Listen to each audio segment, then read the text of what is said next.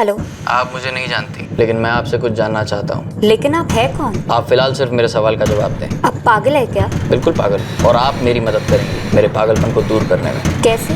जिसने मुझे पागल कर दिया है उसे जड़ से उखाड़ देना है। मतलब मर्डर? हाँ, मर्डर। गंभीर समस्याओं का हल जड़ से उखाड़ फेंकने में ही है, इसमें दो राय नहीं। लेकिन इस प्रक्रिया के तरीकों का जायज और कानूनी होना लाजमी है। अगर जड़ से उखाड़ने का इरादा जुर्म से ताल्लुक रखता, कत्ल से ताल्लुक रखता और आप अनजाने में ही उस जुर्म के भागीदार बन जाएं तो? यदि कोई अनजान व्यक्ति आपसे कोई गुप्त जानकारी मांगता है जो आपको नहीं देनी चाहिए, तो क्या आप सतर्क नहीं होंगे? जड़ से उखाड़ने के विषय को लेकर आज का यह केस बहुत अजीब है। इतना अजीब है कि पुलिस फाइलों में यह केस विचित्रता का दस्तावेज बनकर रह गया।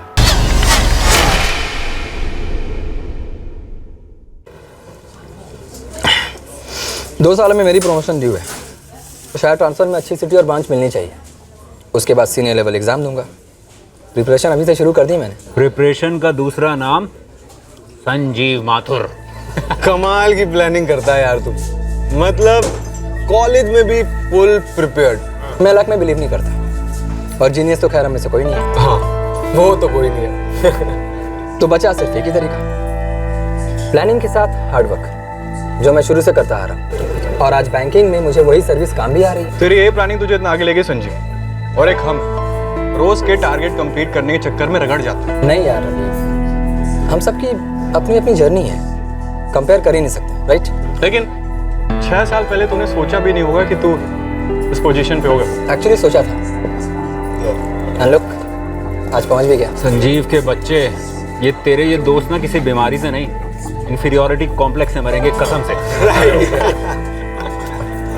देख, लाइफ में इतनी दूर की प्लानिंग करना और उसके पीछे पागलों की तरह भागना इतना भी अच्छा नहीं होता यार। देख, लाइफ गिरगिट की तरह होती है, कभी भी कलर बदल सकती है भाई। सही कह रहा विशाल। और अगर लाइफ ने यू टर्न ले लिया तो उस मोमेंट पे डिसीजन लेना आना चाहिए।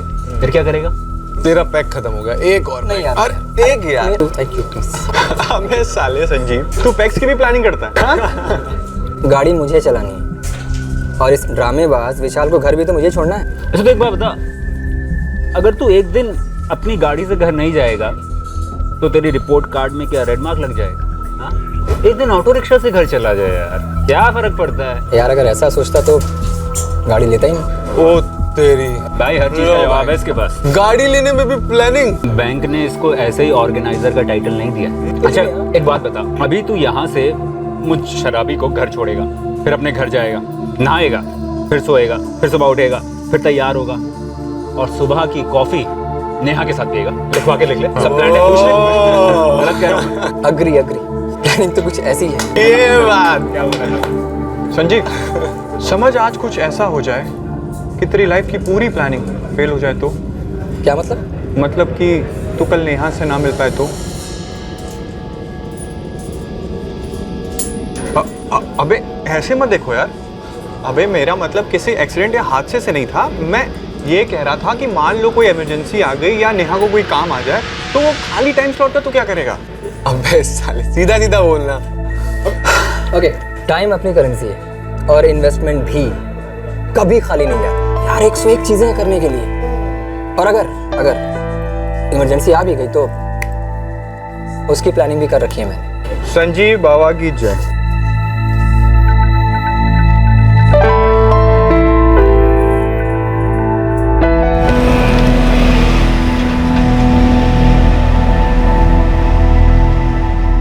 नेहा और तेरा शादी का क्या प्लान है? Next year. हाँ, उसके पोस्ट ग्रेजुएशन के जस्ट बाद।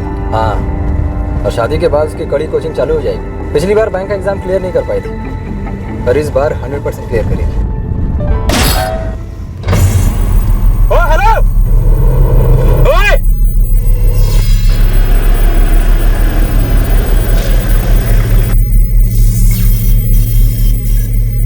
कैसे चला रहे हो यार? हमें ओवरटेक करने के लिए जगह क्यों नहीं दी? और मिरर कितनी लगा रखा है, दिखाई नहीं देता या पी रखी है? तुम दोनों पीछे से आ रहे थे, पूरी सड़क खाली है।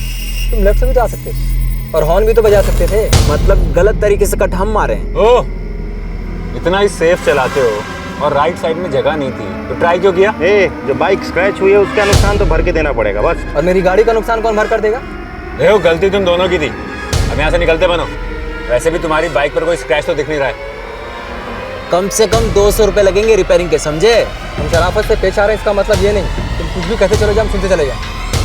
चुपचाप निकलो यहाँ से, एक पैसा नहीं मिलेगा। अब ज्यादा हो रहा है हाँ? पैसा तो देना ही होगा। गाड़ी ठोकी तुमने, पैसा हम क्यों दें? रास्ता छोड़ो यार, जाने दो प्लीज। वरना हम पुलिस को फोन कर रहे हैं। लगा बेटा, लगा पुलिस को फोन। अब तो तुझे पुलिस को फोन लगाना ही पड़ेगा।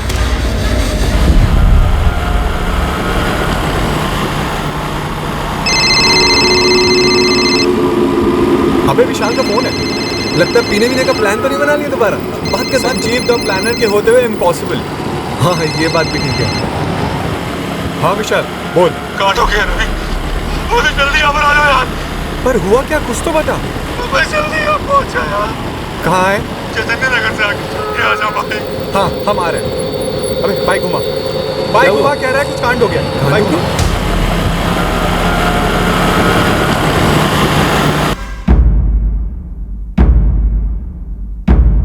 सॉरी, हम कुछ नहीं कर सके। ये डेड ऑन अराइवल केस है और पुलिस केस भी।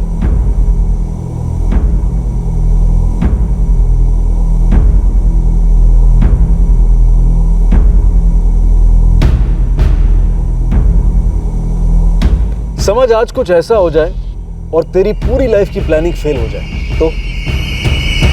4 दोस्तों के बीच हुई इस बात को अभी आधा घंटा भी नहीं हुआ था और ये भयंकर हादसा हो गया। किसी ने सपने में भी नहीं सोचा होगा कि जिस बाइक ने संजीव की कार को ओवरटेक किया था, उस बाइक का एक चालक इतना गुस्सा हो गया कि उसने संजीव को पॉइंट ब्लैंक रेंज से गोली मार दी। सिर्फ 200 रुपए के लिए? संजीव और मैं भी बहुत हैरान हुए जब उस बंदे ने सिर्फ 200 रुपए मांगे। हमें क्या मालूम था वो गन निकाल के शूट करेगा। मैंने संजीव के पेरेंट्स और भाई को इन्फॉर्म कर दिया। They are on the way. Sir, गोली सर में से निकाल दी गई है। लाश को पोस्टमार्टम के लिए भेजा जा रहा है। चैतन्य नगर के जितने सीसीटीवीज हैं सब में मोटर बाइक चेक करनी होंगी और क्राइम स्पॉट के आसपास भी देखना। विक्टिम के दोस्त विशाल को साथ लेके जाओ। सर, बाइक का नंबर? बाइक का नंबर विशाल देख नहीं पाया। अभी हमें सिर्फ इतना पता है कि वो 2 लोग थे, इसलिए फुटेज में देखना। जितने ही मोटर बाइक्स हों सबको स्कैन करना। Right sir. कुछ भी पता नहीं है, बस उसके दोस्तों का फोन आया था कि संजीव को गोली लग गई है। हम बस अस्पताल पहुंचने वाले हैं। जी जी जी हाँ बेटा जल्दी लेना। क्या हुआ जी? अपने संजीव पर किसी ने फायरिंग कर दी, उसे गोली मार दी सुधा। क्या हुआ माँ? हॉस्पिटल चल जल्दी। क्या हुआ? कौन बीमार है? संजीव के पापा का फोन आया था, किसी ने संजीव को। क्या हुआ संजीव को माँ? संजीव को किसी ने गोली मार दी।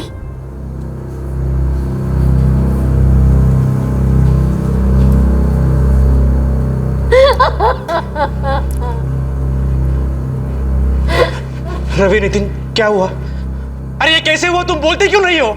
आशीष, हम दोनों को सच में कुछ नहीं पता। पुलिस अंदर विशाल के साथ बात कर रही है। वही था संजीव के साथ उसमें।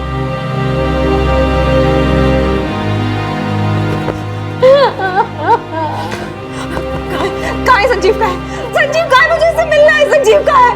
आशीष, आशीष तुम बताओ मेरे को, कहाँ है संजीव? क्या हुआ उसे? मुझे मिलना है उससे, कुछ नहीं बताओ। प्लीज बताओ मुझे क्या हुआ है संजीव को। आशीष, आशीष तुम बताओ संजीव कहाँ है? अरे कोई तो कुछ बताओ, कहाँ है संजीव? आशीष कुछ तो बोलो। On the spot. क्या ऑन द स्पॉट? बकवास कर रहे हो तुम, झूठ बोल रहे हो तुम। मैं खुद देखती हूँ। संजीव, संजीव, पापा सब झूठ बोल रहे हैं, कुछ नहीं हुआ है संजीव को। पापा, पापा संजीव के पास जाना है। संभालो बेटा अपने आप को, संभालो।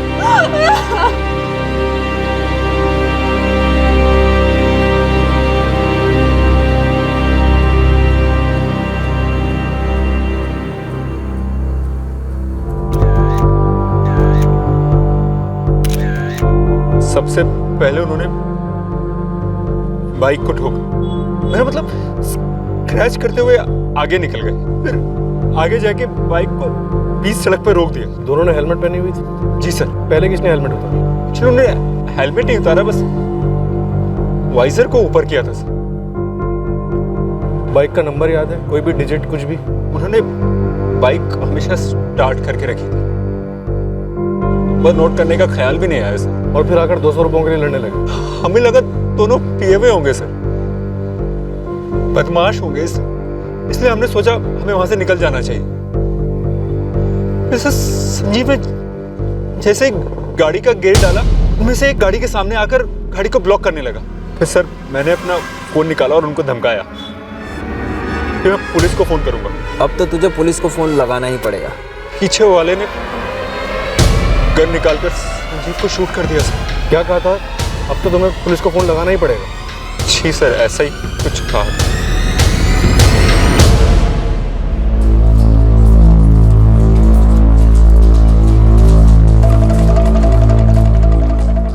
जहाँ तक मैंने सुना सर, वो अपने फ्रेंड्स के साथ पार्टी कर रहे थे और फिर वो और विशाल साथ ही लौट रहे थे। ये विशाल है कहाँ इस वक्त? सर उसकी आंखों के सामने मार दिया संजीव को। शॉक में है। पुलिस उसकी हेल्प ले रही है, लेकिन वो क्या है ना सर कि आंखों के सामने मर्डर हुआ है तो आई विटनेस वही है।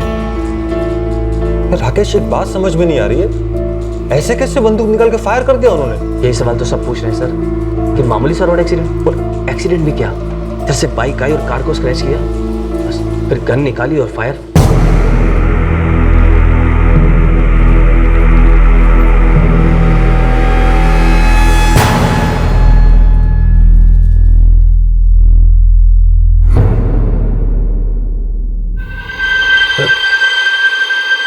दोनों ने हेलमेट पहने हुए थे। आपने बताया था कि दोनों ने हेलमेट के कांच ऊपर किए हुए थे। जी सर, किए थे, लेकिन उससे कुछ साफ साफ दिखाई नहीं दे रहा था। कुछ तो देखा होगा। जिसने गोली चलाई वो पास तो आया होगा। जी सर। हाँ, तो जितना याद आ रहा है उतना बताइए, और हेलमेट कैसे थे वो भी बताइए। आधा अधूरा होगा। आधा अधूरा सुराग सुराग ना होने से बेहतर है। बताइए।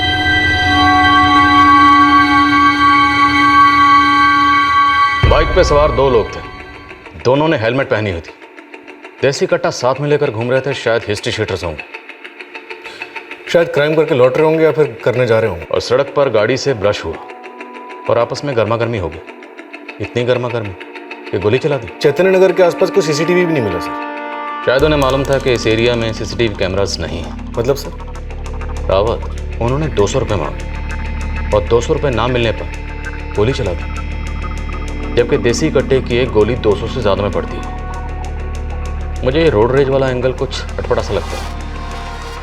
तो आपको लग रहा है ये प्लान मर्डर था? प्लानिंग मर्डर करने से ज़्यादा मर्डर को छुपाने में की गई, और ये रोड रेज ये सिर्फ एक मुखौटा है। और अब हमें इस मुखौटे के पीछे छुपे हुए कातिलों के असली चेहरों को सामने लाना है। क्या पुलिस का शक जायज है? क्या जिंदगी में हर चीज की प्लानिंग करने वाला संजीव माथुर खुद एक भयंकर हत्या की प्लानिंग का शिकार हुआ? क्या ये रोड रेज इसी प्लानिंग का एक मोहरा था?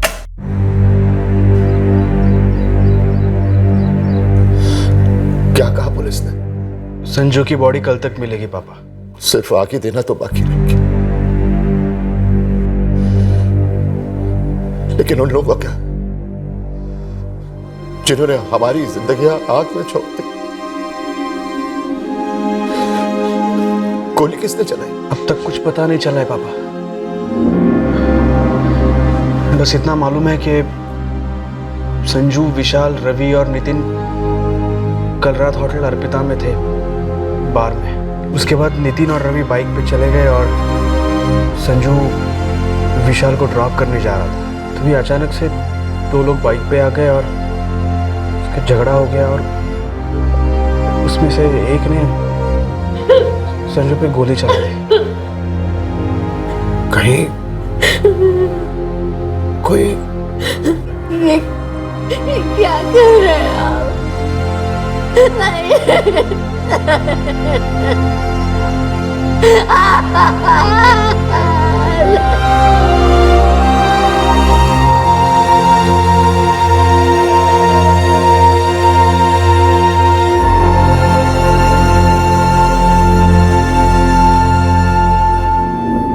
एक शाम 4 दोस्त मिलते हैं। चारों मिलकर एक बार में जाते हैं, वहां जाकर ड्रिंक्स लेते हैं, खूब एंजॉय करते हैं और उसके बाद घर की तरफ रवाना हो जाते। तो हमारा पहला एंगल है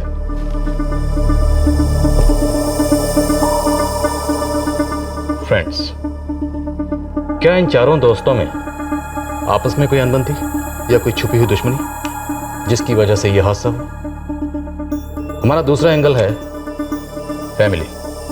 क्या माथुर परिवार की किसी के साथ कोई दुश्मनी थी, बिजनेस को लेकर या जमीन जायदाद को लेकर, और दुश्मन ने मौका देकर वार किया और माथुर परिवार को कभी ना भरने वाला जख्म दिया? हमारा एंगल नंबर 2 है फैमिली। तीसरा एंगल है मंगेतर। सुना संजीव माथुर की नेहा तिवारी नाम की लड़की से सगाई हुई थी। दोनों एक दूसरे को पहले से जानते थे और दोनों एक दूसरे को प्यार भी करते थे। तो क्या कोई ऐसा था जो नेहा तिवारी को चाहता था, या कोई ऐसी थी जो संजीव माथुर को चाहती थी? I mean triangle. और हमारा चौथा एंगल है बैंक। संजीव माथुर बैंक में एम्प्लॉय था और इसे बैंक में काफी होनहार समझा जाता था। इसकी प्रमोशन भी ड्यू थी। तो क्या कोई इसकी प्रमोशन से जलता था? किसी को जेलसी थी या गुस्सा? क्या संजीव माथुर ने बैंक में किसी का फ्रॉड पकड़वाया था? हमें इन चारों एंगल्स पर जमकर मेहनत करनी होगी। आई एम श्योर हमारे हाथ कोई ना कोई सुराग जरूर लगेगा, और अगर फिर भी हमारे हाथ खाली रहे तो पांचवा एंगल तो हमारे पास है ही, व्हिच इज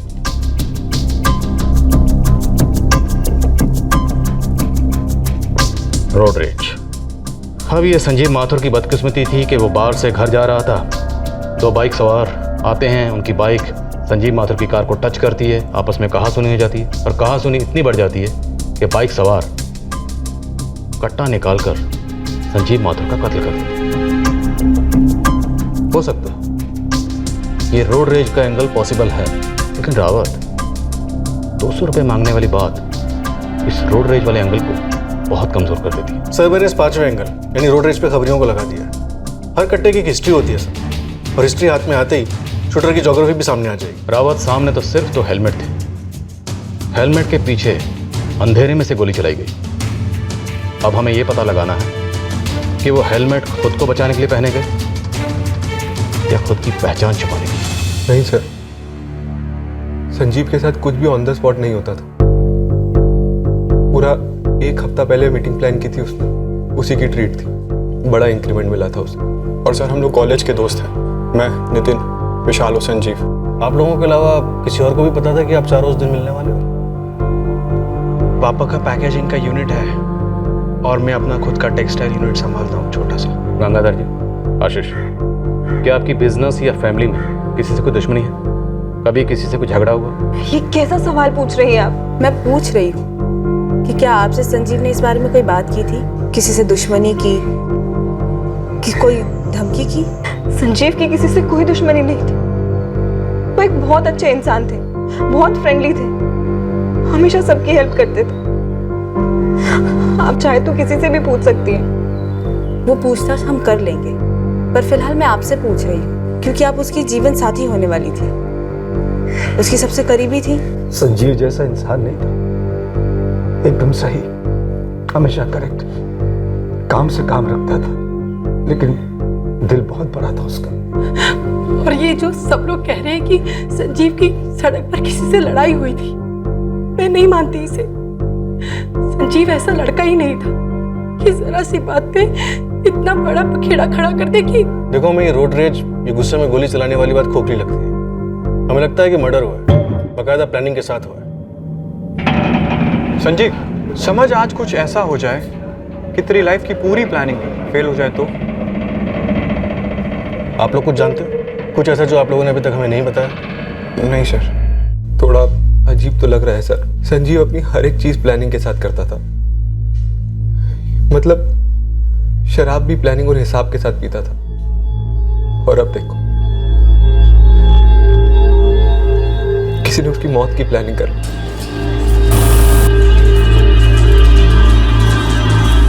बाबा जी, संजीव माथुर आपका सबसे होनहार, सबसे प्रॉमिसिंग एम्प्लॉय था, राइट? उसमें कोई शक नहीं है, संजीव वॉज द बेस्ट। तो शायद ऑफिस में कोई पॉलिटिक्स हुई हो, कोई उसके काम से या उसकी तरक्की से नाराज हो, किसी का नुकसान हुआ? बैंक एम्प्लॉइज में? हाँ, या फिर क्लाइंट्स के बीच कुछ हुआ जो उसे रास्ते से निकालना चाहता है। ऐसी कोई दुश्मनी आपकी या आपकी जिसकी सज़ा आपके बेटे संजीव को भुगतनी पड़ी?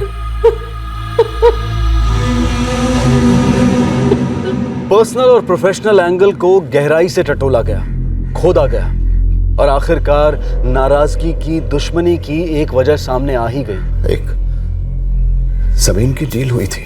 कैसी डील? 2 साल पहले यहीं अपने जमशेदपुर हाईवे के पास मैंने एक बंजर जमीन खरीदी थी। मेरा यह विचार था कि उस जमीन पर अपना बंगला बनाऊंगा, लेकिन वो मामला अभी कोर्ट में है। कोर्ट में क्यों? जमीन बंजर थी, उसको खरीदते समय कोई समस्या नहीं थी, लेकिन सर बाद में पता चला कि वो जमीन दरअसल रिजर्व कोटे में किसी को अलॉट हो चुकी थी। किसको? एक हरीलाल बागड़ी।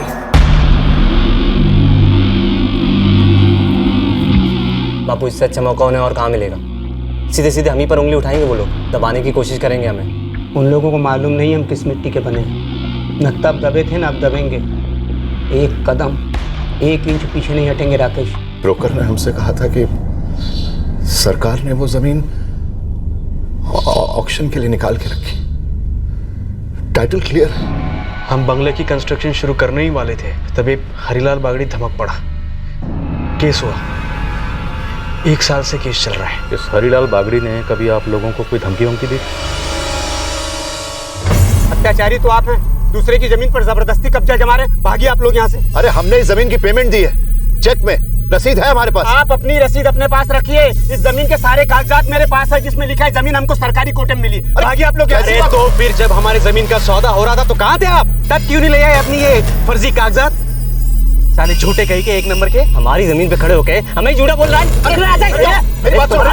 जड़ को इकट्ठा क्या देता हूँ। क्यों भागे? अरे देखो, निकलो यहाँ से। आज तो ये बोर्ड उखाड़ा है, जरूरत पड़ी तुम सबको उखाड़ देंगे। भागिए आप लोग यहाँ से। वो ब्रोकर तो फरार हो गया सर। और फिर वो बागड़ी और उसका बेटा राकेश हमें आए दिन परेशान करते थे। क्या कहते थे? बात हाथापाई तक पहुंच चुकी थी। उसके बाद उन दोनों ने हम दोनों पर जातिवादी हिंसा का केस ठोक दिया। हम दोनों को एक दिन पुलिस लॉकअप में बैठना पड़ा।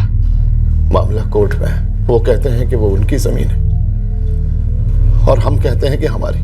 गंगाधर जी, क्या आपको लगता है कि बागड़ी ने या उसके बेटे ने आप लोगों को सबक सिखाने के लिए या गुस्से में आपके बेटे संजीव को मारा हो या मरवाया हो?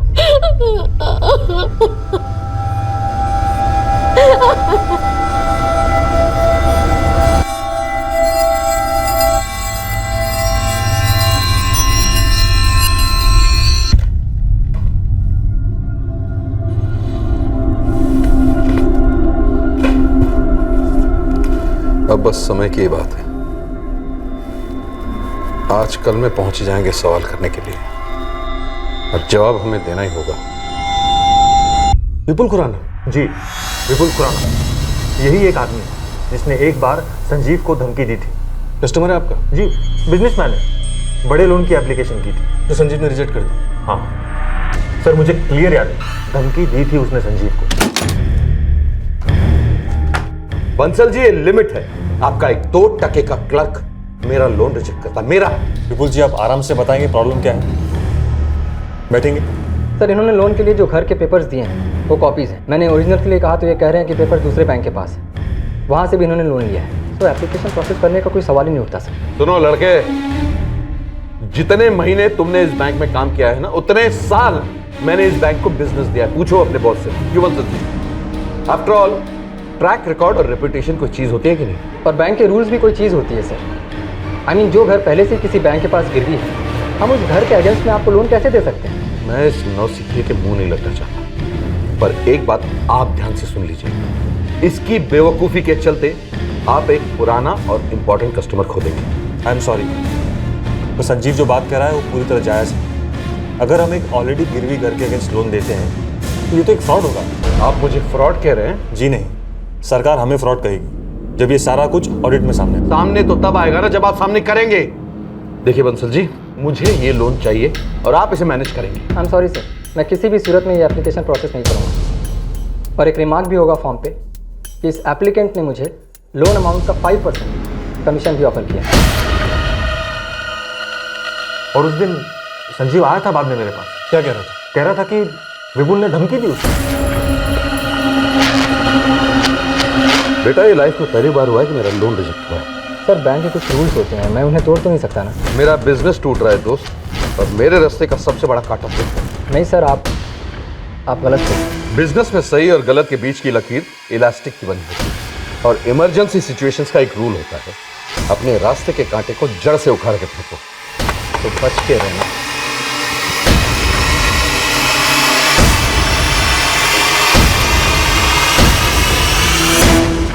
जी सर, यही कहा था मिस्टर विपुल ने, बकायदा धमकी दी थी संजीव को।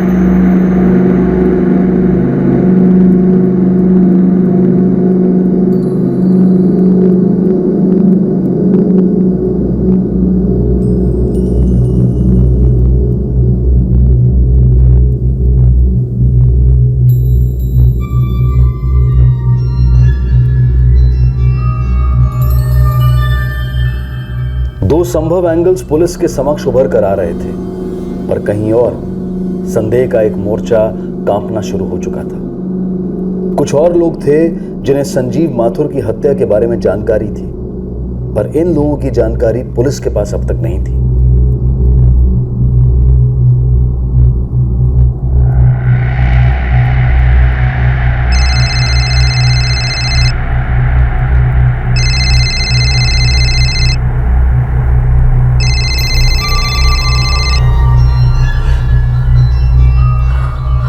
वैशाली, कैसी हो नेहा? मैं ठीक हूँ। मुझे अभी पता चला कि संजीव माथुर से तेरी एंगेजमेंट हुई थी। हाँ, हुई थी। लेकिन तूने अचानक इतने टाइम बाद कैसे फ़ोन किया? ऐसे ही मुझे पता चला, तो सोचा तुझसे एक बार बात कर लूँ।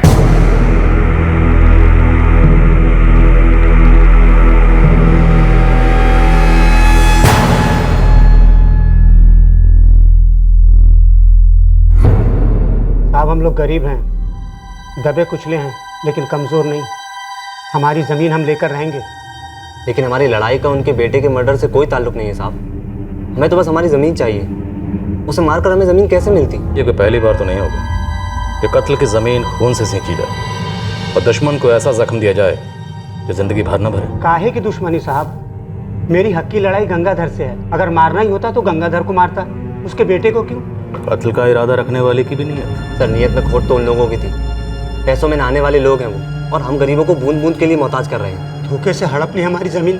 अगर मारना ही होता तो वो हमें मार देते, हटा देते हमें रास्ते से, तब उनका असली फ़ायदा होता सर। और साहब, ये जो आप वो लड़के का नाम ले रहे हैं, उस संजीव माथुर, उसको तो हम जानते तक नहीं। इंसल्ट की थी उसने मेरी, तो हाँ, गुस्से में निकल गई धमकी, और रास्ते का कांटा भी निकल गया। क्यों? मैंने वो धमकी सीरियसली नहीं दी थी। आपके ऑफर को सीरियसली लेने वाला आएगा ना वहाँ, 5% लेकर फ्रॉड लोन पास करने वाला। अब उस कुर्सी पे चाहे कोई भी बैठे, मेरा लोन तो पास होने से रहा।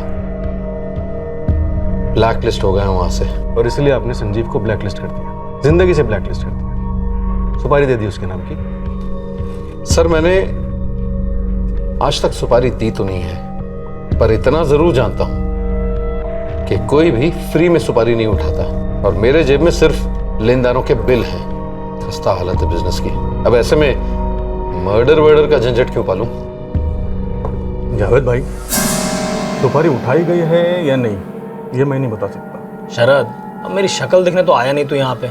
मार्केट में 2 छटे हुए बंदे हैं, अपने बंगार मार्केट में। नाम? भूषण बोरा और जतिन भंडारी। नाम सुना है दोनों का। दोनों वसूली करते हैं ना? हाँ वही, वसूली एक्सपर्ट और धमकाने में भी एक्सपर्ट। उन लोगों ने सुपारी उठाई? वो तो नहीं बता सकता, लेकिन फिलहाल दोनों मार्केट से गायब हैं। मतलब 1 हफ्ते से हवा हो गए हैं। क्यों? जावेद भाई, खबरी तो आप हो, हम तो बस छोटे मोटे पॉकेट मार रहे हैं। आप 500,000 देते हैं तो हम बक देते हैं।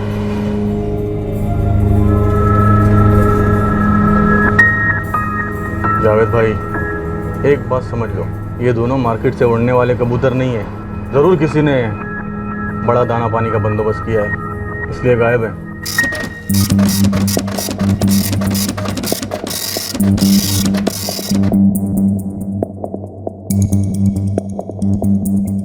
सर, हरिलाल बागड़ी और उसका बेटा राकेश दोनों दिहाड़ी मजदूर हैं। सुपारी अफोर्ड नहीं कर सकते। विपुल खुराना ने भी यही कहा था ना सर, विपुल के फोन रिकॉर्ड्स और उसकी मूवमेंट से ऐसा लगता नहीं है कि उसने संजीव को धमकी दी और उसको फॉलोअप किया।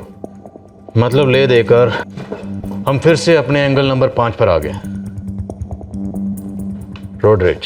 सर, जावेद खबरी ने 2 नाम लिए हैं।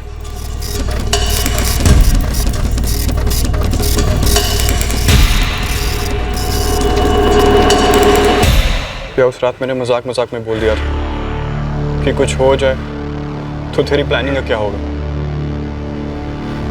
और सचमुच का हो गया यार पुलिस वाले कह रहे हैं कि वो गोली गाड़ी के झगड़े से नहीं, रोड रेज का केस है ही नहीं। विशाल, तुझे क्या लगता है? विशाल क्या सोच रहा है? हाँ कुछ नहीं यार, कुछ तो चल रहा है तेरे दिमाग में। सोचो इस रात वो दोनों पागल सिर्फ 200 रुपए तो मांग रहे थे, चरसी वर्सी रहे होंगे, दे देते यार वहीं के वहीं। उस वक्त संजीव हमारे साथ हो, जहां चाय पीते हुए। क्या हुआ, क्या सोच रहे हो? तुझे अभी भी लगता है सिर्फ 200 रुपए के लिए उन्होंने संजीव को गोली मार दी? और नहीं तो क्या।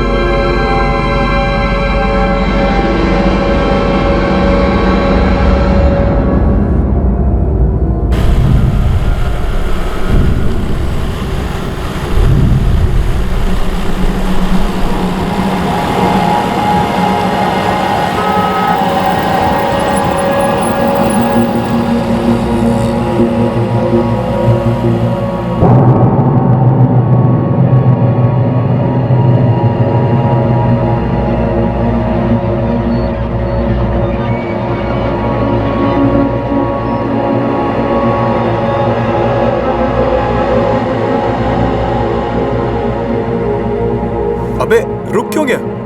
दिमाग में एक बात स्ट्राइक की। विशाल की बात? हाँ। सच कहूं तो मुझे विशाल की बात जम नहीं रही। लेकिन हम लोग पूछेंगे कैसे उससे? और वो जवाब भी क्या देगा? वो आज भी हम दोनों को कन्विंस करने की कोशिश कर रहा है कि सिर्फ 200 रुपए के लिए उन्होंने संजीव को गोली मार दी। साला गेम खेल रहा है यार।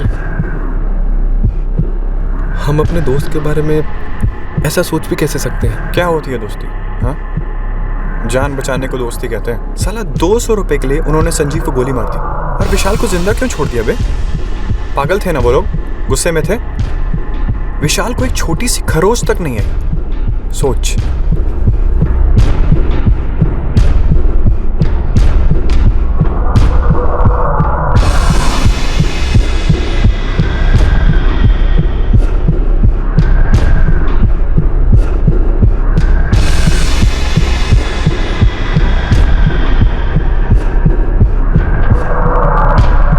साहब, ये भूषण बोरा और जतिन भंडारी को हर जगह ढूंढा मैंने, कोई मतलब कि कोई भी खबर नहीं दोनों की। आखिरी मूवमेंट क्या थी इनकी? साहब, कांड के 2 दिन पहले तक तो स्टील भंगार मार्केट में पंटरबाजी चल रही थी इनकी। इस माथुर परिवार का स्टील बिजनेस से कोई ताल्लुक? जमशेदपुर है साहब, यहाँ हर दूसरे का स्टील से ताल्लुक है, और स्टील भंगार मार्केट के हर दूसरे का संजीव माथुर के बैंक में अकाउंट है।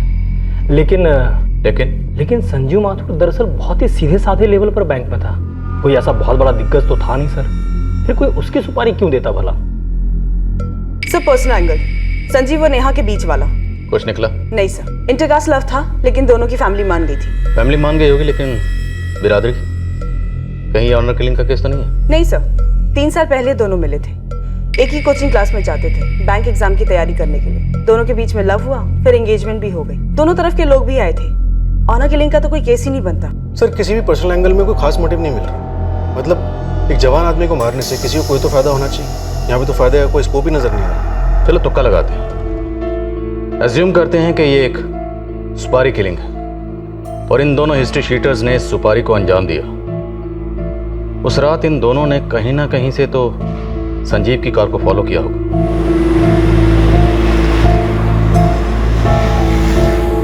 और मौका पाते ही दोनों ने संजीव की कार को ओवरटेक किया। फिर इन दोनों की बाइक का कार से टच होना, उसके बाद 200 रुपये मांगना और 200 रुपये ना मिलने पर झगड़ा करना। वो सब सिर्फ एक्टिंग थी, नाटक, ताकि झगड़ा इस हद तक बढ़ सके कि वो संजीव का कत्ल कर सके। सर अगर ये 5 नंबर वाले रोड रेज का एंगल खारिज कर दिया जाए तो हमारे पास संभावनाओं में कमी नहीं है। अभी फिलहाल के लिए रोड रेज वाले एंगल की पॉसिबिलिटी ऑलमोस्ट 0 है। सर प्लान मर्डर होने का कम से कम एक ठोस सबूत होना तो जरूरी है, एक सुराग, और हमारे हाथ में कुछ भी नहीं।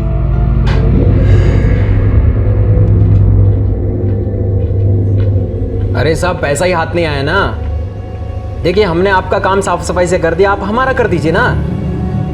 पुलिस एक हफ्ते से हमारे पीछे घूम रही है, हम पकड़ में आए नहीं ना, तो काहे की देरी कर रहे हैं आप? तो कोई चिड़िया विड़िया थोड़ी ना मारे, मर्डर किया है तो मामला उलझेगा ना। तो अब हम क्या कर सकते हैं उसमें बताइए? देखिए आप चुपचाप हमारा पैसा भिजवा दीजिए आज। कब बोल रहे हैं देने के लिए? कल बोल रहा है देने के लिए। वो तो साले ने परसों भी यही बोला था। संजीव माथुर उस रात अपने दोस्तों के साथ बार में था। अर्पिता बार में सर। सीसीटीवी कैमरा तो होंगे वहां पे। रावत फुटेज ले आओ उस रात के। Okay sir. अभी हम यही मान के चलते हैं कि संजीव का पीछा किया जा रहा था। हम वो हर पॉसिबिलिटी टटोलेंगे जिससे यह साबित हो सके कि एक मर्डर था, और अगर हर मोर्चे पर फेल हुए तो वापस इसी एंगल पर लौटेंगे, रोड रेज।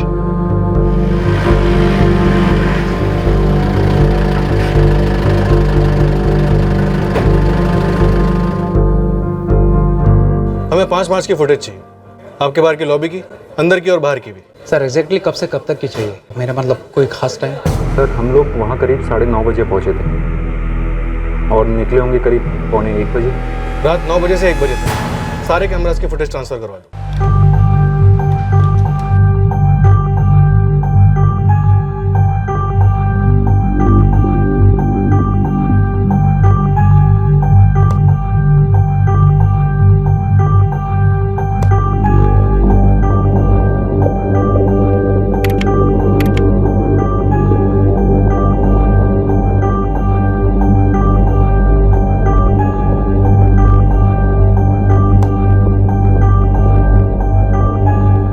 तो जतिन भंडारी और भूषण बोरा।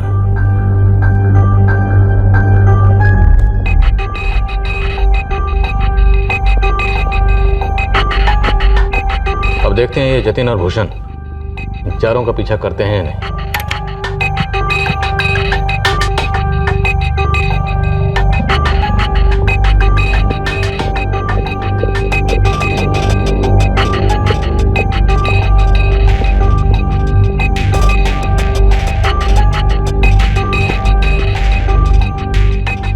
अपना एंगल नंबर 5 रोड रेज लगता है कैंसिल करना पड़ेगा। सर होटल के बाहर की भी सीसीटीवी फुटेज है, शायद उसमें बाइक की डिटेल्स मिल जाएंगी। लगाओ।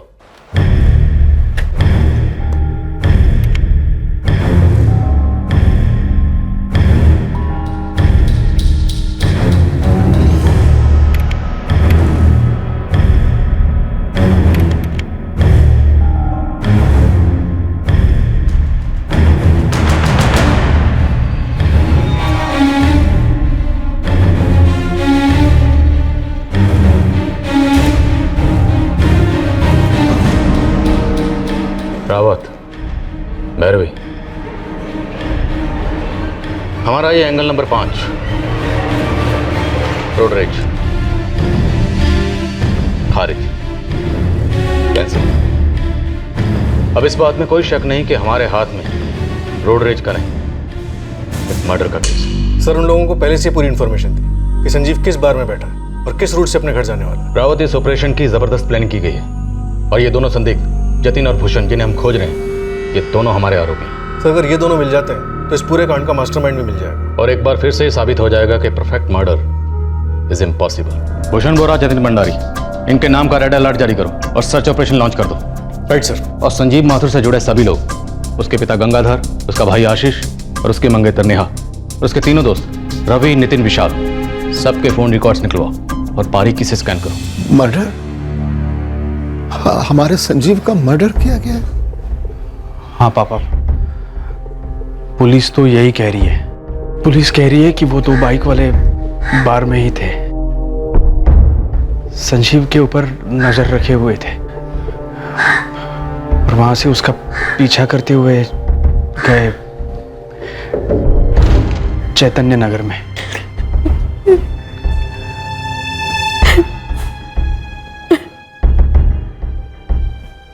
क्या आपको पता था कि संजीव अपने दोस्तों से 5 मार्च की रात को होटल अर्पिता में मिलने जा रहा था? कैसा सवाल है ये? बॉयफ्रेंड था वो मेरा, मंगेतर था। अगर रोज मिलते नहीं थे तो दिन में 100 दफा फोन पे बात होती थी, मैसेजेस होते थे, हर पल की खबर होती थी हमें। और मुझे पता था संजीव उस दिन अपने दोस्तों से मिलने गया है। समझदारी से हमें सोच कर बताइए कि कौन हो सकता है जिसको संजीव की मौत से फायदा हो सकता है। ये बात भी अजीब लग रही थी कि सर अगर गोली गुस्से में चली, जिसे रोड रेज कहते हैं, तो सर संजीव पे ही क्यों चली? झगड़ा तो दोनों के साथ हो रहा था ना, संजीव और विशाल के साथ। रवि, ये रोड रेज का मामला था ही नहीं, ये एक प्लान मर्डर था और संजीव किसी ना किसी के निशाने पर जरूर था। किसके निशाने पे था सर? वही तो मैं तुम दोनों से पूछ रहा हूँ कि क्या संजीव विशाल का निशाना था? सर मैंने आपको स्केच के दौरान भी बताया था, उन दोनों ने हेलमेट पहने हुए थे, मुझे उनका चेहरा याद नहीं। बार में इन दोनों ने हेलमेट नहीं पहने थे। जी जी।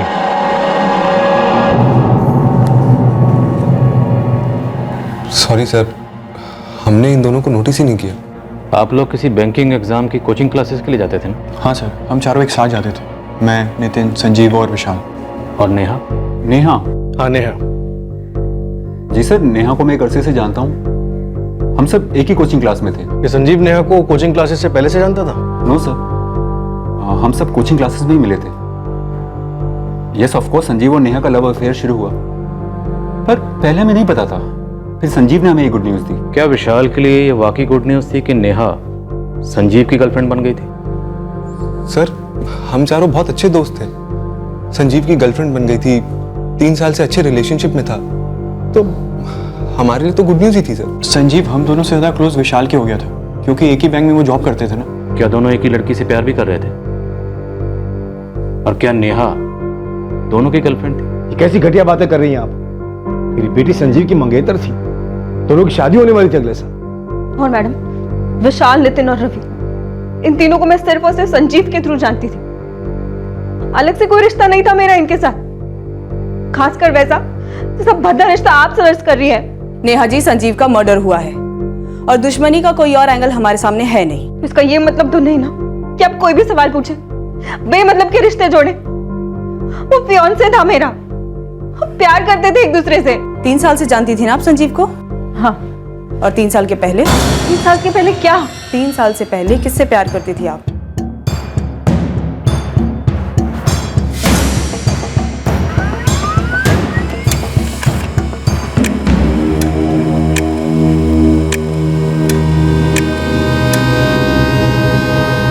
पटना, कोलकाता, लखनऊ, जहाँ जहाँ भी मेरे जेल भाई हैं सभी लगे हुए हैं, लेकिन ये साले दोनों भूषण और जतिन पता नहीं कहाँ गायब हो गए। देख शरद, उन दोनों तक पहुंचना पुलिस के लिए बहुत ज़रूरी है। वो दोनों मिले तो ही केस सुलझेगा।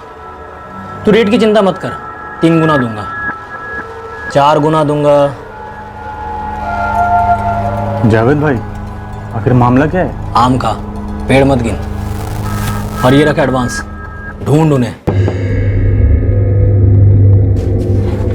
मिल गया? हाँ मिल गया। भाई हमें निकलना चाहिए, चल। वैसे हम कहाँ जा सकते हैं? कहीं भी जा सकते हैं जहाँ पर हम कभी गए नहीं हो, मतलब जहाँ हमें कोई पहचान ही नहीं। मुंबई, कोलकाता, हैदराबाद, चेन्नई, दिल्ली, कहीं भी। इतनी गर्मी है, कहाँ जाएंगे यार? हमारे चेहरे है ना पुलिस वालों के हत्थे लग गए, सारे पुलिस स्टेशन में फोटो चिपकाए हुए हैं, मोस्ट वांटेड, समझे? कैसे? सीसीटीवी कैमरा, होटल, याद है? मैं बोल रहा था नहीं जाते आगे, यहीं रुकते हैं। तुम जिद कर रहे थे, चलो चलो चलो आगे चलते हैं, देखते हैं आगे आया कि नहीं आया। लेकिन साला उन लोग कैसे पता चला वो 2 बाइक वाले हम लोग हैं? यार मुझे क्या पता। और पुलिस वाले ना अंधेरे में साया ढूंढ लेते, बगीचे से बदबू सूंघ लेते। वैसे हमें निकलना चाहिए, शायद जमशेदपुर अब दोबारा देखने को नहीं मिले। कोई नई बात नहीं है। इस कांड के मास्टरमाइंड ने अलग सिम कार्ड इस्तेमाल किया होगा, फर्जी वाला। सर संजीव की उसकी मंगेतर नेहा के साथ रेगुलर बात होती थी। उसके तीनों दोस्त नितिन, विशाल और रवि, उनसे भी रेगुलर बातें होती थी। और सर एक और नंबर है जिस पर कुछ ज्यादा ही बातें होती थी। किसका है? देवी का है सर। नंबर फर्जी नहीं है, उसी का है। देवी का संजीव के बैंक में काम करती है। दोनों एक ही जगह काम करते थे तो ज्यादातर काम की बातें होती होंगी। सर काम की बातें काम की जगह पर आमने सामने होती होंगी। रात को 11 बजे, सुबह 6 बजे, पब्लिक हॉलीडेज, संडेज, मतलब समझ रहे हैं ना आप? बोलो। कट्टे का ट्रिगर दबाने वाले हत्यारों को भनक लग गई थी कि पुलिस उनके पीछे हाथ धोकर पड़ गई है। वो अपने कदमों के सारे निशान मिटाते मिटाते गुमनामी की गुफाओं में गुम होने के लिए निकल पड़े थे। दूसरी ओर पुलिस को फोन रिकॉर्ड्स में संजीव माथुर की जिंदगी का एक अनजाना पहलू नजर आया और तीसरी ओर संजीव की मंगेतर नेहा के बारे में भी उन्हें एक अजीब सी जानकारी मिलने जा रही थी। मैडम मैटर तो है मगर पुराना है। गोविंद गड़े मुर्दे और पुराने आशिक सबसे ज्यादा बोलते हैं। 3 साल से पहले किससे प्यार करती थी आप? पुराने आशिक का नाम सौरभ गुप्ता है। इस आशिक की कुंडली लायो ना, वो क्या कहते हैं इसका स्टेटस, इट्स सिंगल और कॉम्प्लिकेटेड?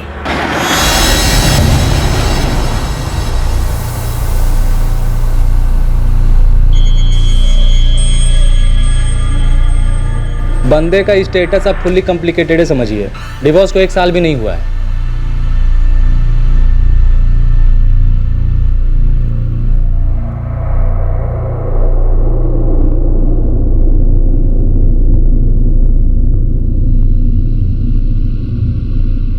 नेहा की वजह से हुआ डिवोर्स? मैडम इन लोग का चक्कर 4 साल पुराना था। अब डिवोर्स किस वजह से हुआ इसका स्टेटस अपडेट तो अभी तक मिल नहीं पाया। 4 साल पहले ये सौरभ और नेहा कहाँ मिले, कैसे पता चलेगा? वैशाली गुप्ता मैडम। हेलो, वैशाली नेहा की सहेली और सौरभ गुप्ता की छोटी बहन मैडम। वैशाली का नंबर?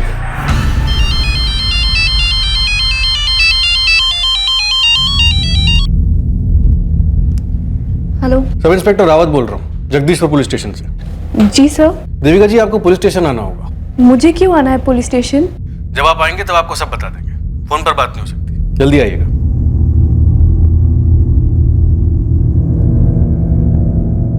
संजीव माथुर के बारे में बात करनी है, लेकिन मैं तो उन्हें जानती तक नहीं हूँ। नेहा को तो जानती होंगी, काफी अच्छी तरह जानती होंगी, हाँ या ना?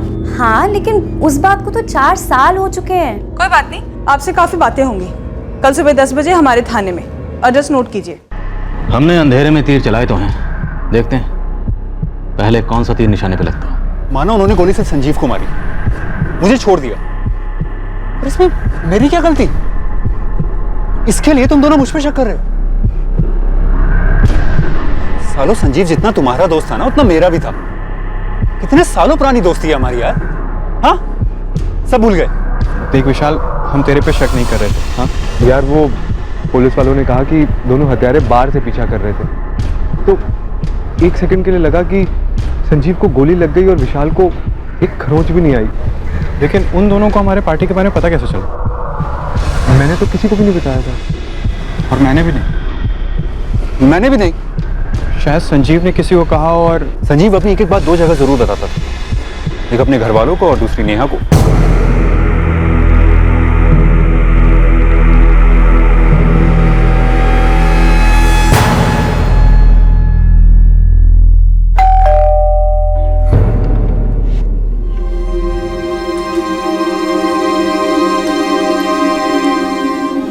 क्या कह रही है पुलिस? वही इन्वेस्टिगेशन जारी है। ऐसी भी क्या दुश्मनी थी हमारे संजीव से कि उसके पीछे किराए के हत्यारे भेजती और उसे ऐसे मार दिया।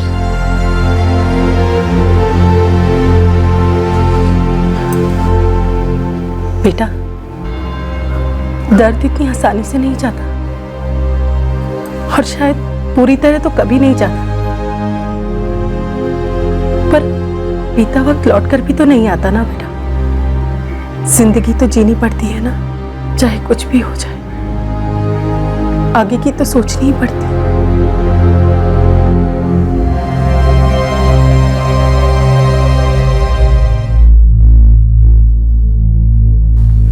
देविका जी, आप इतनी डरी हुई क्यों हैं? सर, क्योंकि मुझे नहीं पता आपने मुझे यहाँ पे क्यों बुलाया है। संजीव माथुर को जानती थी आप? जी हाँ, वो मेरे कलीग थे। फ्रेंड्स? जी हाँ। Good friends? Only friends? Sir, मैं उसे लाइक करती थी। और वो? सिर्फ मेरी तरफ से था। एक तरफा प्यार? जी नहीं सर, एक ऐसा प्यार जिसका कोई फ्यूचर नहीं था। अब तो संजीव माथुर इस दुनिया में नहीं रहे। मैं उसे प्यार करती थी सर, लेकिन वो क्लियर था, वो अपने हदें जानता था और हकीकत भी।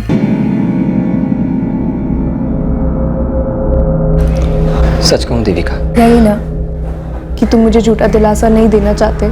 तुम जानती हो यार, एंगेज्ड हूं मैं नेहा से। लेकिन तुम मुझसे भी तो प्यार करते हो संजीव। एक्चुअली तुम सिर्फ मुझसे प्यार करते हो। देविका, मैं नेहा के साथ कमिटेड हूं। मैं उसके साथ, किसी के साथ भी चीटिंग नहीं कर सकता। हमारे प्यार को चीटिंग तो मत कहो, बुरा लगता है, दुख होता है। देखो देविका, अगर कुछ छिपाना पड़े तो ऐसा कुछ ना ही करे तो अच्छा है। मेरे और नेहा के रिलेशनशिप को 3 साल हो चुके हैं, सबको मालूम है। और अगले साल हम शादी भी कर रहे हैं, वो भी सबके सामने होगी। आई नो देविका, आसान नहीं होगा, बुरा लगेगा। सिर्फ तुम्हें ही नहीं, मैं भी फील करता हूं। But we have to do the right thing Devika. हमें ऐसी कोई भी लाइन क्रॉस नहीं करनी चाहिए जहां से लौटना हम सबको दर्द देगा। बस फिर उसके बाद हम सिर्फ गुड फ्रेंड्स ही रहे, उसके आगे कुछ नहीं। तो फिर आप इतना डर क्यों रही हैं? क्योंकि सर, संजीव और मेरे बीच की ये बात किसी थर्ड पर्सन को नहीं पता थी। मैं बस डर रही हूँ कि कहीं यही तो वजह नहीं है जिस... वजह? कैसे? आप और संजीव माथुर की गुड फ्रेंडशिप जो किसी को पता ही नहीं थी, फिर आप संजीव माथुर के मर्डर की वजह कैसे हो सकती? मुझे नहीं पता सर, मैं बस इतना चाहती हूँ कि ये वो वजह ना हो।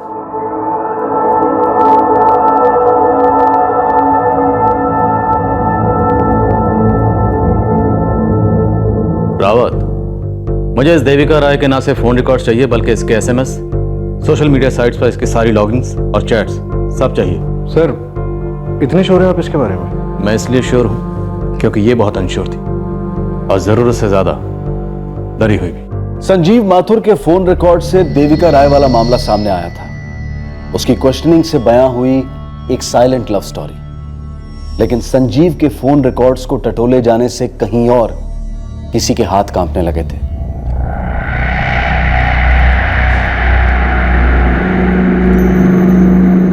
चंदन, पुलिस ने संजीव माथुर के फोन रिकॉर्ड्स क्यों मंगाए होंगे? मुझे क्या पता, मैं तो उसे ठीक से जानता भी नहीं था। देख, जब मैं पुलिस के लिए रिकॉर्ड्स निकलवा रहा था तब मुझे लॉगिन करना पड़ा। सिस्टम में एंट्री हुई है कि 2 महीने पहले संजीव माथुर के फोन रिकॉर्ड्स निकलवाए गए थे और रिकॉर्ड्स निकलवाने वाले एम्प्लॉय का नाम है चंदन भट्ट, जो तू है। हाँ, तो उसमें प्रॉब्लम क्या है? मैंने किसी बिलिंग पर्पस के लिए निकलवाए होंगे।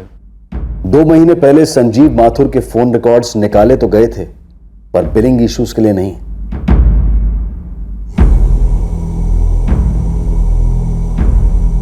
संजीव माथुर के कत्ल का प्लान एक अरसे से बुना जा रहा था।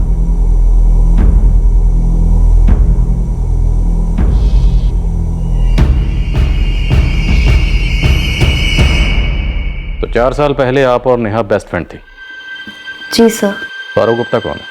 मेरे बड़े भाई हैं सर। जो कभी नेहा के बॉयफ्रेंड भी हुआ करते थे? हाँ सर, लेकिन मुझे ये बात काफ़ी देर से पता चली। वैशाली, आप और नेहा कहाँ और कैसे मिले? और फिर आपके भैया और नेहा कब मिले, कैसे मिले और क्यों बिछड़े? पूरी कहानी शुरू से सुनाओ। नेहा और मैं कॉलेज में साथ थे, ग्रेजुएशन कर रहे थे। हम दोनों को एक ही हॉस्टल रूम अलॉटेड था। नेहा, आज कोई क्लास नहीं है तेरा? नहीं यार, बहुत ही बोरिंग सा प्रोफेसर है। मैं अगले लेक्चर में आ जाऊंगी।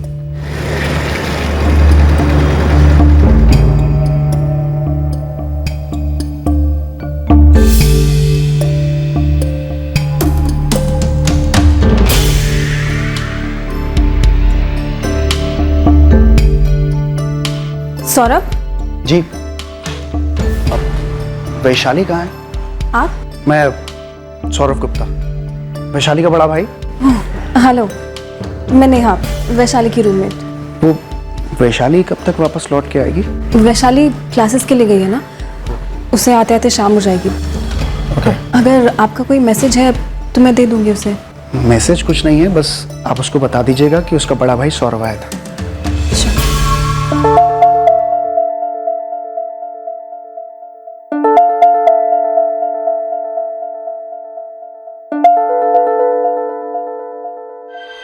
दोनों मेरे थ्रू मिले और मेरे पीठ पीछे ही मिलते थे। मुझे तो पता भी नहीं था कि भैया अक्सर हॉस्टल आते हैं सिर्फ नेहा से मिलने। दोनों सीरियस थे एक दूसरे को लेकर? नहीं सर, वो तो बस ऐसे ही था और ख़त्म भी हो गया था। आपको कब और कैसे पता चला?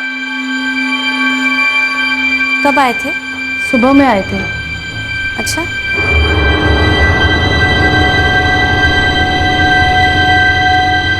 The number you have called is currently switched off. Please try again later. Thank you. बड़ा अजीब लगा था मुझे कि सौरभ भैया हॉस्टल आए थे और मुझसे मिले बिना ही चले गए। हाँ, वो तो सुबह ही निकल गए थे, मिले नहीं क्या अभी तक? मैं क्लास में थी ना, तो शायद आके चले गए होंगे। मैं थोड़ी देर में कॉल करके पूछ लूँगी उनसे। ये पहली बार नहीं था, धीरे धीरे मुझे समझ आने लगा कि ये माजरा क्या है।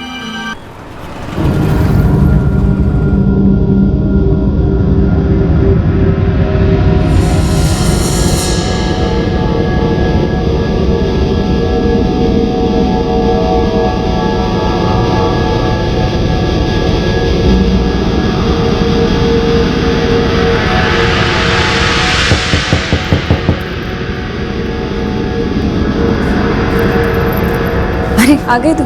कैसा रहा लेक्चर? क्या हुआ, तेरा मूड खराब है?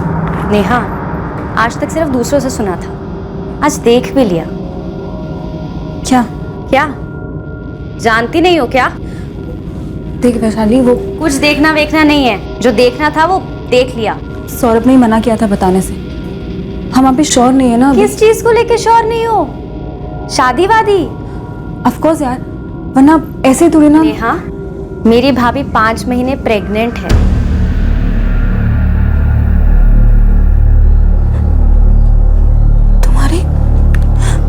तुम्हारी भाभी?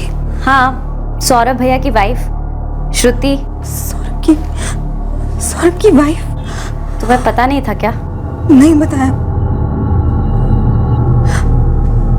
कुछ नहीं बताया उसने। उनके बीच जो कुछ भी था वो वही खत्म हो गया था, और भैया और भाभी के बीच भी। तो आपकी भाभी को भी इन दोनों के अफेयर के बारे में पता चल गया था? उन्हें शक हो गया था तो उन्होंने घर छोड़ दिया।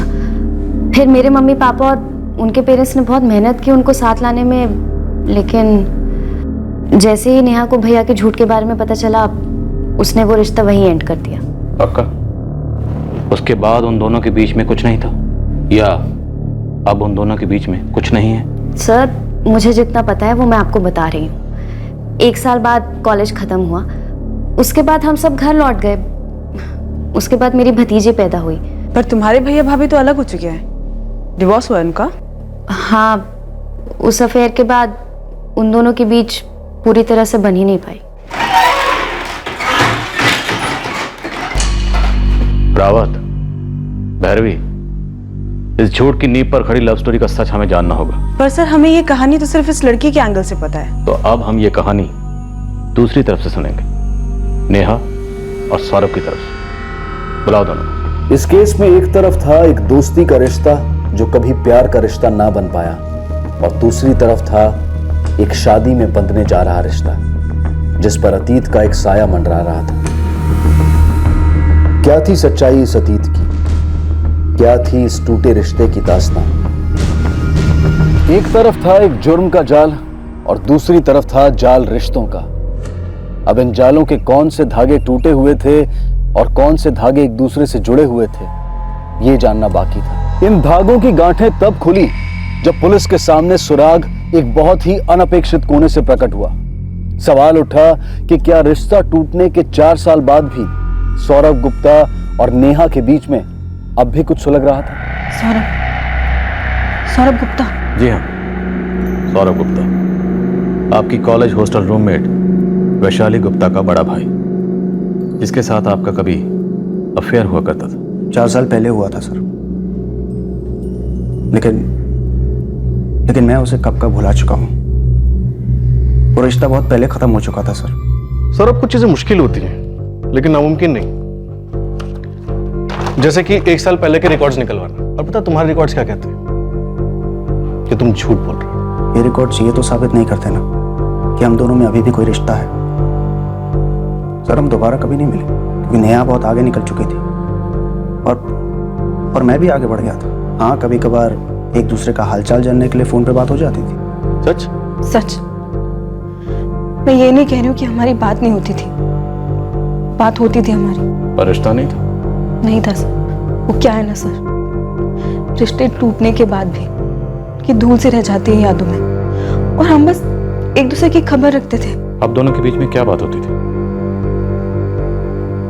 क्या वो आपके साथ फिर से रिश्ता शुरू करना चाहता था? सर, मैं नेहा से हमेशा से शादी करना चाहता था क्योंकि मेरी पहली शादी एक गलती थी।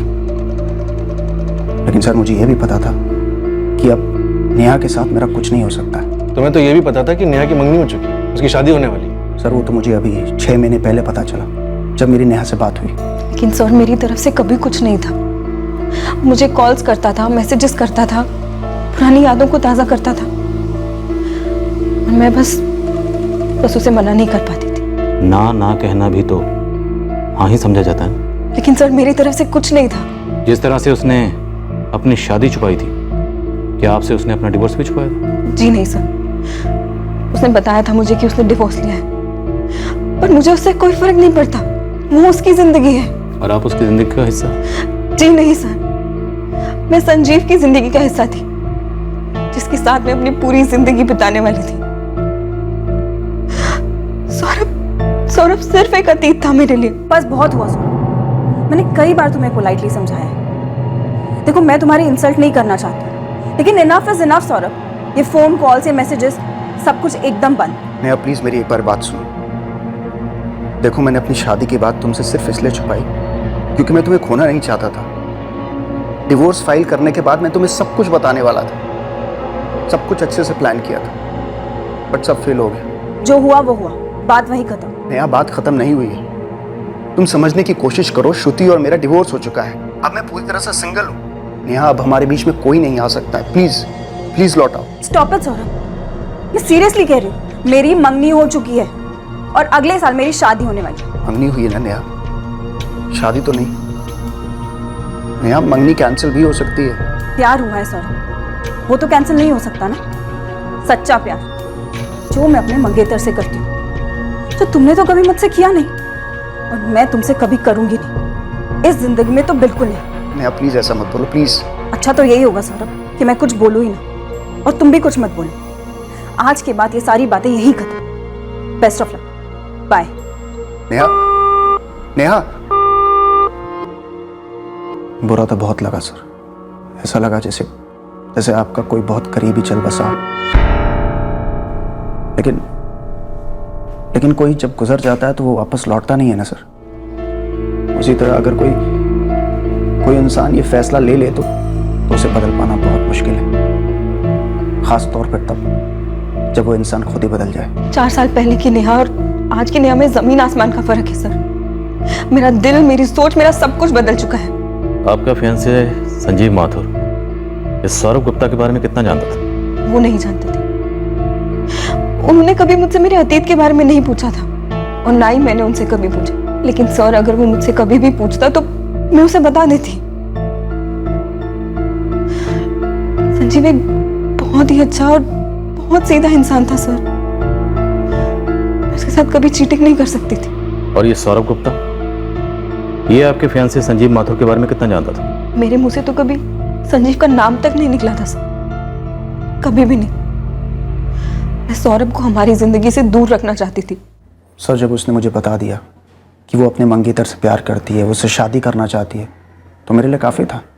सर, आज आप मेरे लिए 2 और 2 4 जोड़ रहे हैं। मुझे तो अब पता चला कि वो संजीव माथुर जिसका मर्डर हुआ वो नेहा का मंगेतर था। सच बोलना सौरभ? सर मैं सच ही बोल रहा हूँ, और वैसे भी मेरे लिए सिर्फ एक ही सच है, और वो ये है कि मेरे लिए प्यार का मतलब नेहा था। और तुमने उसके प्यार के बारे में जानने की कोशिश ही नहीं की। वो इंसान जिसके साथ वो जिंदगी बिताने वाली थी, शादी करने वाली थी। सर सौरभ गुप्ता के पिछले 3 साल के फोन रिकॉर्ड्स चेक किए, संजीव के साथ उसका कोई कनेक्शन नहीं दिख रहा। इस वक्त हमारे सामने कौन है? देविका राय, जो संजीव माथुर से एक तरफा प्यार करती थी, और देविका के रास्ते का कांटा थी नेहा। तो अगर देविका को कुछ करना होता तो वो नेहा को मरवाती, संजीव माथुर को नहीं। और दूसरी तरफ है सौरभ गुप्ता, जिसके रास्ते का कांटा था संजीव माथुर। तो क्या सौरभ गुप्ता ने संजीव को जड़ से उखाड़कर अपने रास्ते का कांटा साफ किया? लेकिन इस बात के कोई सबूत नहीं है हमारे पास। तो सबूत सिर्फ सीसीटीवी फुटेज में है, जिसमें 2 सस्पेक्ट्स हैं। लेकिन हमें ये नहीं पता कि वो किराए के हैं या फिर उनकी संजीव के साथ कोई दुश्मनी थी। हमें तो ये भी नहीं पता कि वो इस वक्त है कहाँ। इन शॉर्ट, इस वक्त हमारे हाथ में कुछ नहीं।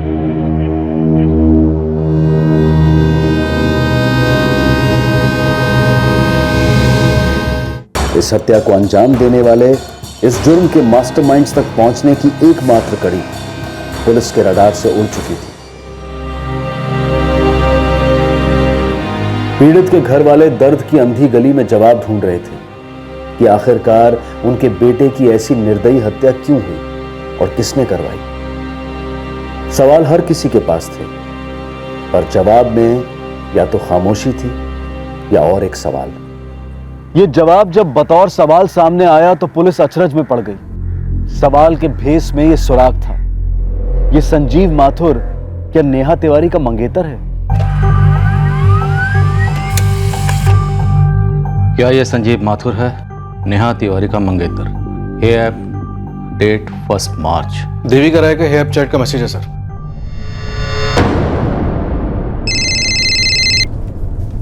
हेलो,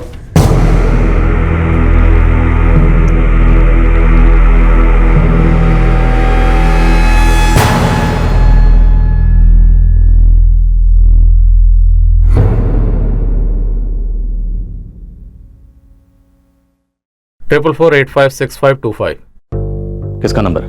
मुझे नहीं पता सर। कोई तुम्हें इस नंबर से तस्वीर के साथ एक मैसेज भेजता है और तुमसे पूछता है कि क्या ये संजीव माथुर है, नेहा तिवारी का मंगेतर, और तुम जवाब में लिखती हो यस। और अब तुम कह रही हो तुम्हें नहीं पता ये नंबर किसका है। मेरा यकीन कीजिए सर, मुझे सच में नहीं पता। तो तुमने रिप्लाई क्यों किया बिना सोचे समझे? 1 सेकंड के लिए भी दिमाग में ये नहीं आया कि ये नंबर किसका है? The number you have called is currently switched off. Switch off है सर। कॉल रिकॉर्ड्स निकलवा। चल।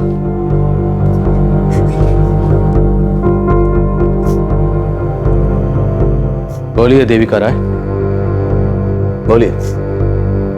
इस बात का जवाब तो आपको देना पड़ेगा कि मैसेज आपको किसने भेजा था। मुझे सच में नहीं पता सर, मुझे नहीं पता कि मुझे मैसेज किसने किया था। मैंने तो बस इसलिए हाँ कर दी थी क्योंकि यही तो फैक्ट है ना, संजीव नेहा का मंगेतर है और ये हकीकत कोई नहीं बदल सकता। ये हकीकत बदली, संजीव माथुर अब नेहा तिवारी का मंगेतर नहीं है। इनफैक्ट संजीव माथुर अब इस दुनिया में ही नहीं है।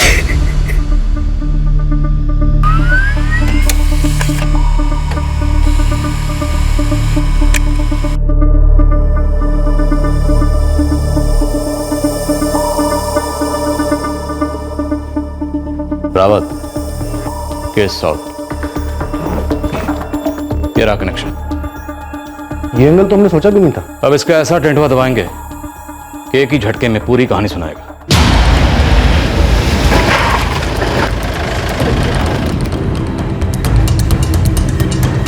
मैंने कहा था ना, कुछ चीजें मुश्किल होती हैं लेकिन नामुमकिन नहीं। हमने अंधेरे में तीर चलाया जो निशाने पर लगा, बस अंधेरा दूर होने का इंतजार कर रहा है।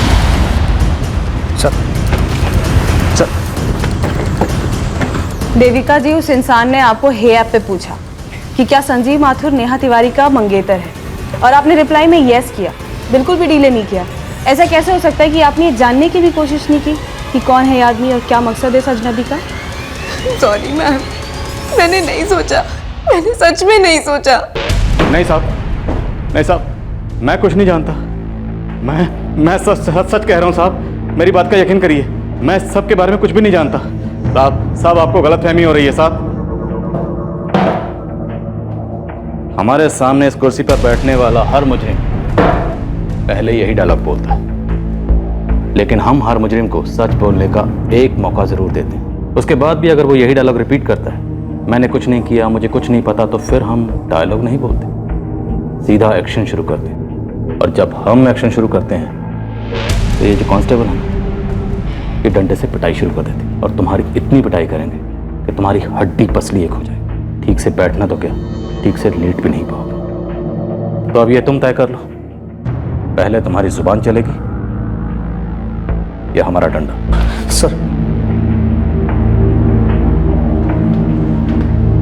सर मैंने ही मरवाया था संजीव को,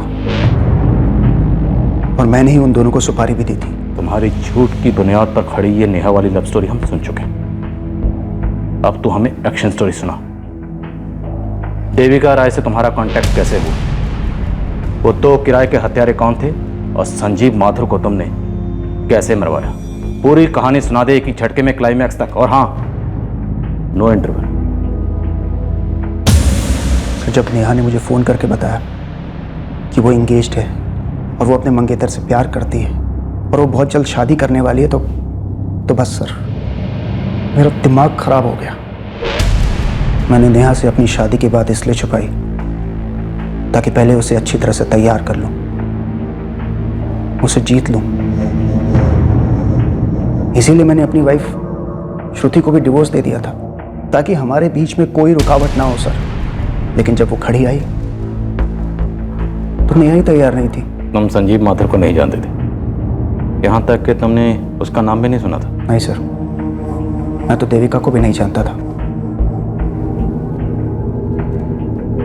तुमने देविका राय के मोबाइल पर संजीव माथुर की तस्वीर के साथ ये मैसेज भेजा था कि क्या यही संजीव माथुर है जो नेहा तिवारी का मंगेतर है? जी, और उसी मैसेज की वजह से मैं पकड़ा गया है ना। देविका राय का नंबर तुम्हें कहां से मिला? जड़ से उखाड़ फेंकना। सौरभ के मसले की, उसकी कश्मकश की जड़ संजीव माथुर था, नेहा का मंगेतर। एक ऐसा इंसान जिसके बारे में सौरभ को कोई जानकारी नहीं थी, ना कभी देखा, ना कभी फोन पर बात हुई, और ना ही कभी आमने सामने मिला। अब सौरभ के लिए संजीव के बारे में जानकारी नेहा से तो मिलने से रही, और अगर वो कोशिश भी करता तो उसके प्लान के हर कदम के निशान सीधे पुलिस तक पहुंचने का खतरा भी था। मैंने एक फेक फ्रेंड स्क्वायर प्रोफाइल बनाया आंचल मिश्रा के नाम से, और बड़ी कोशिशों के बाद नेहा ने मेरा फ्रेंड रिक्वेस्ट एक्सेप्ट किया। फ्रेंड रिक्वेस्ट एक्सेप्ट होने के बाद मुझे नेहा के फोटोग्राफ्स देखने को मिले। मैंने इन फोटोग्राफ्स की मैचिंग की और पता चला बंदे का नाम संजीव माथुर है।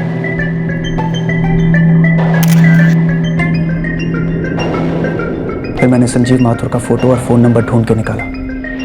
तुम तो संजीव माथुर को जानते तक नहीं थे, और ना ही नेहा ने तुम्हें संजीव के बारे में कुछ बताया था। फिर तुम कैसे श्योर हुए कि ये वही संजीव माथुर है जो नेहा तिवारी का मंगेतर है? श्योर नहीं था सर, इसलिए तो श्योर करवाया।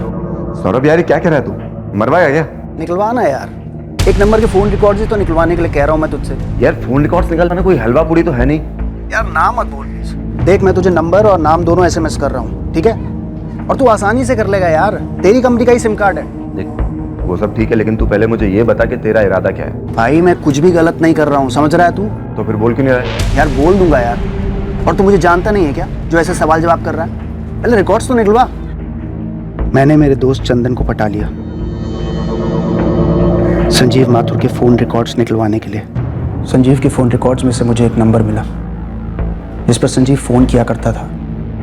नेहा के नंबर के बाद यही एक नंबर था जिस पर संजीव के मैक्सिमम कॉल्स जाते थे। मैंने तुक्का लगाया और इस पर एक हे ऐप मैसेज भेजा।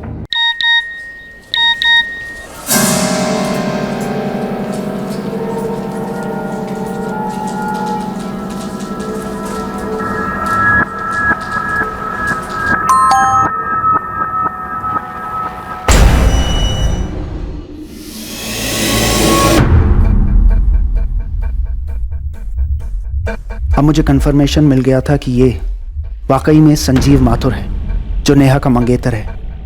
उसके फ़ोन रिकॉर्ड से मेरे पास उसका एड्रेस भी था।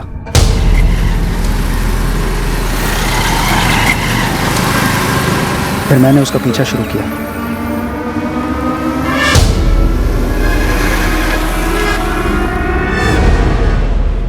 पता चला बैंक में जॉब करता है। नितिन और रवि दोनों 5 मार्च को ऑन है। सुपर्ब। चल इस बार पार्टी मैं देता हूँ। वही अपना पुराना अड्डा, अर्पिता होटल के बाहर में। परफेक्ट। उससे अच्छी जगह नहीं है। अभी दोनों को मैसेज करता हूँ कि 5 मार्च की रात लॉक कर लें।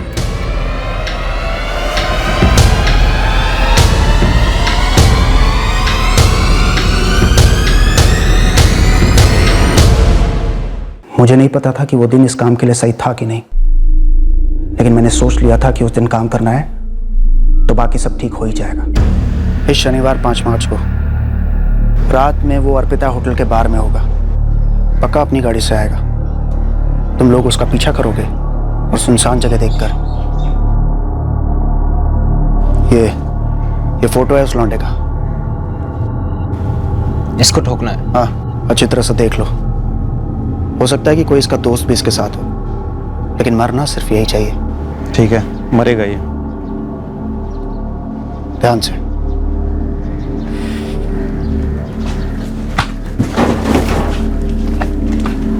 हार्डवेयर के धंधे में हूं तो भंगार मार्केट में आना जाना लगा रहता है। वहां के बदमाशों को भी जानता हूं। वहीं से पता चला कि ये दोनों सुपारी लेते हैं। तुमने ये सब प्लानिंग, ये मर्डर, ये सोच के किया कि ये सब करने के बाद नेहा तुम्हारे पास वापस आ जाएगी? वो तो आना ही था ना सर। हमारे बीच में एक ही कांटा था, वो था संजीव, जिसे मैंने जड़ से उखाड़ कर फेंक दिया था। रास्ता क्लियर था सर। रास्ता क्लियर जरूर हुआ, लेकिन तुम्हारे और नेहा के मिलन का रास्ता नहीं, बल्कि तुम्हारे और कोर्ट के बीच का रास्ता, जहां से तुम्हें सीधा जेल भेजा जाएगा।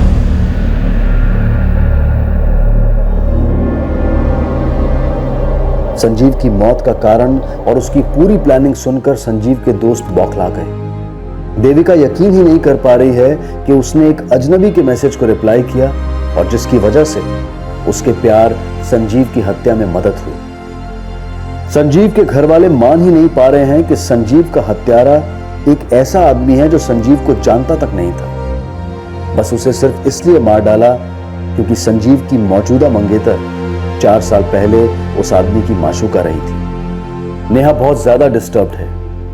उसने कभी सोचा भी नहीं था कि एक अतीत के रिश्ते का भूत उसके वर्तमान में इतना दुखद उधम मचाएगा। अपने स्वार्थ को प्यार समझने वाले इस व्यक्ति ने एक मासूम इंसान की जिंदगी बेवक्त छीन ली। संजीव माथुर ने जिंदगी जीने का पूरा प्लान बना रखा था, लेकिन नियति की प्लानिंग कुछ और ही थी। एक चोट खाया प्रेमी उसकी मौत की प्लानिंग कर बैठा और दुर्भाग्यवश कामयाब भी हुआ।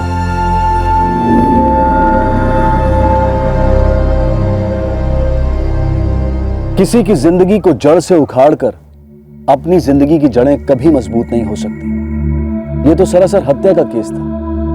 यदि कोई किसी को किसी भी तरह का घाव देना चाहे, आर्थिक रूप से या इमोशनल तरीके से, ऐसा सोचने वाले का हमेशा नुकसान ही होता है। ये एक क्लियर कट केस है सतर्क ना रहने के अंजाम का। देविका राय को एक अज्ञात नंबर से मैसेज आया संजीव माथुर के बारे में जानकारी मांगता हुआ। अगर देविका ने उसी वक्त सतर्क होकर यह सोचा होता कि कोई अजनबी उससे जानकारी क्यों मांग रहा है और ये बात उसने संजीव को बताई होती, तो शायद संजीव सतर्क हो जाता और शायद सौरभ अपने क्रिमिनल इरादों में सफल नहीं हो पाता। उसी तरह से मोबाइल सर्विस प्रोवाइडर के ऑफिस में काम करने वाले सौरभ के दोस्त चंदन को भी सतर्क हो जाना चाहिए था। जब सौरभ ने उससे संजीव के कॉल रिकॉर्ड्स निकलवाने की संदेहजनक दरख्वास्त की, चंदन ने बिना सोचे रिकॉर्ड्स निकालकर एक गैर कानूनी हरकत की और अनजाने में वो भी सौरभ के प्लान का हिस्सा बन गया। उसे नौकरी से सस्पेंड कर दिया गया है और पुलिस उससे और पूछताछ कर रही है। हर जुर्म होने के पहले अक्सर एक सिग्नल देता है जो मुजरिम और पीड़ित दोनों के करीबी लोगों को सतर्क करने के लिए एक दस्तक होती है। अपनी आंख, कान और सबसे ज्यादा अपना दिमाग खुला रखें। जुर्म काफी कम हो सकते हैं। फिर मुलाकात होगी अगले एपिसोड में और खुलासा करेंगे एक और जुर्म का। तब तक सतर्क रहें, सुरक्षित रहें और देखते रहें क्राइम पेट्रोल सतर्क। सबक एक को सीख हम सबको। जय हिंद। इस तरह के और भी एपिसोड देखने के लिए हमारे चैनल को सब्सक्राइब करें और बेल आइकन दबाना ना भूलें।